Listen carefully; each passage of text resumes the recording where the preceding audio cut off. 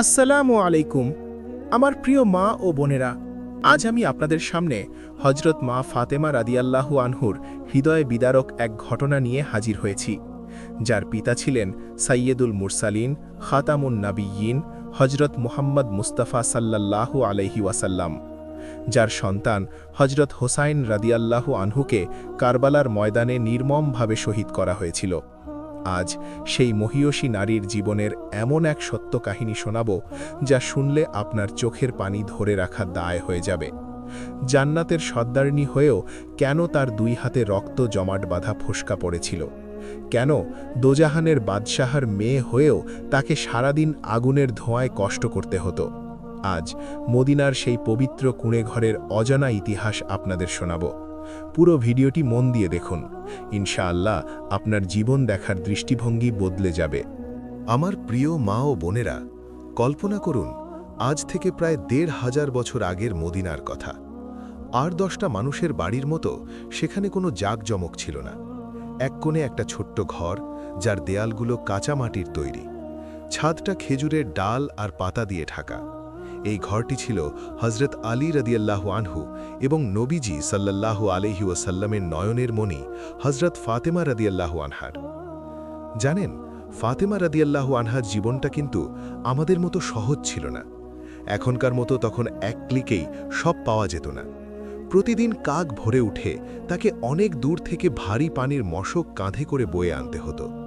সেই শক্ত দড়ি তার কাঁধের নরম চামড়ার উপর দিয়ে যখন ঘর্ষিত হতো, তখন সেখানে কালচে দাগ পড়ে যেত। একবার পানি আনতে গিয়ে তিনি যন্ত্রণায় কাতরাতেন, কিন্তু মুখে কখনো উফ শব্দটা করতেন না। ঘরের ভেতরে ছিল আরও বেশি পরিশ্রম। তখন তো আর আটা ভাঙালুর মিল ছিল না। বিশাল এক ভারী পাথরের জাঁতা ছিল ফাতেমা রাদিয়াল্লাহু আনহার একমাত্র সঙ্গী। সেই বিশাল পাথর যখন তিনি এক হাতে ঘুরাতেন, তখন তার নরম হাতের তালুতে বড় বড় ফোস্কা পড়ে যেত। সেই ফোস্কাগুলো যখন ফেটে যেত, রক্ত মিশে যেত আটার সাথে। ভাবলে বুকটা ফেটে যায় না?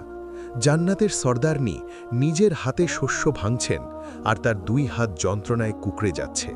প্রতিদিন কাজ শেষে যখন হজরত আলী রাদিয়াল্লাহু ঘরে ফিরতেন, তিনি দেখতেন ফাতেমা রাদিয়াল্লাহু উনুনের ধারে বসে রান্না করছেন। আগুনের ধোঁয়ায় তার সুন্দর মুখটা একদম ফ্যাকাশে হয়ে যেত। ঘামে তার পরনের সাধারণ কাপড়টা ভিজে যেত।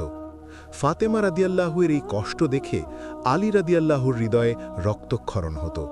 কিন্তু তিনি নিজেও তো গরিব ছিলেন। সারাদিন অন্যের বাগানে হাড় ভাঙা খাটনি করেও ঠিকমতো সংসার চলত না। এক রাতে আলী রাদিয়াল্লাহু ফাতেমা রাদিয়াল্লাহুকে বললেন, ফাতেমা, আমি আর সহ্য করতে পারছি না। তোমার হাতের এই ফোস্কাগুলো আমাকে সারা রাত ঘুমাতে দেয় না। শোনো, নবীজির কাছে কিছু লোক এসেছে যারা সাহায্যকারী হিসেবে কাজ করতে পারে। তুমি কি কাল একবার বাবার কাছে যাবে? তুমি যদি একজন খাদেম বা সাহায্যকারী চাও, তিনি তোমাকে ফেরাবেন না। ফাতেমা রাদিয়াল্লাহু প্রথমে খুব লজ্জা পাচ্ছিলেন। তিনি ভাবলেন, আমি জান্নাতের সর্দারনি হয়ে বাবার কাছে দুনিয়ার সাহায্য চাইব? কিন্তু হাতের যন্ত্রণা আর শরীরের ক্লান্তি যখন অসহ্য হয়ে উঠল, তিনি মনে মনে ঠিক করলেন, হ্যাঁ, কাল বাবার কাছে যাব। পরদিন সকালে ফাতেমা রাদিয়াল্লাহু আনহা ধীর পায়ে নবীজি সাল্লাল্লাহু আলাইহি ওয়াসাল্লামের ঘরের দিকে রওনা হলেন। পথে তিনি বারবার ভাবছিলেন কিভাবে বলবেন। যখন তিনি দরবারে পৌঁছালেন, দেখলেন নবীজি সাল্লাল্লাহু আলাইহি ওয়াসাল্লামের আশেপাশে অনেক মানুষ। ফাতেমা রাদিয়াল্লাহু আনহা অত্যন্ত পর্দানসীন এবং লজ্জাবতী ছিলেন।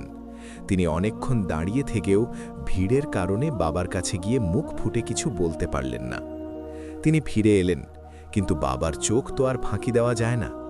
নবীজি লক্ষ্য করেছিলেন তার কলিজের টুকরো ফাতেমা কিছু একটা বলতে এসেও ফিরে গেছে। তার বাবার মন কেঁদে উঠল। পরদিন কাক ভোরেই নবীজি সাল্লাল্লাহু আলাইহি ওয়াসাল্লাম ফাতেমা রাদিয়াল্লাহু আনহার ঘরে হাজির হলেন। নবীজি এসে স্নেহের স্বরে ডাকলেন, মা ফাতেমা, কাল তুমি আমার কাছে এসেছিলে, কিন্তু কিছু না বলে চলে গেলে কেন? তোমার কি হয়েছে আমাকে বলো। ফাতেমা রাদিয়াল্লাহু আনহার তখনও মাথা নিচু করে দাঁড়িয়ে আছেন। তখন আলী রাদিয়াল্লাহু আনহু এসে বললেন, হে আল্লাহর রসুল, জাঁতা ঘোরাতে ঘোরাতে ফাতেমার হাতে ফোস্কা পড়ে গেছে, পানি টানতে গিয়ে বুকে দাগ হয়ে গেছে। আমরা বড়ই কষ্টে আছি, যদি একজন সাহায্যকারী দিতেন। নবীজি তার মেয়ের হাতের সেই রক্তজমাট বাঁধা ফোস্কাগুলো দেখলেন। তার দু চোখ হয়তো জলে ভিজে গিয়েছিল।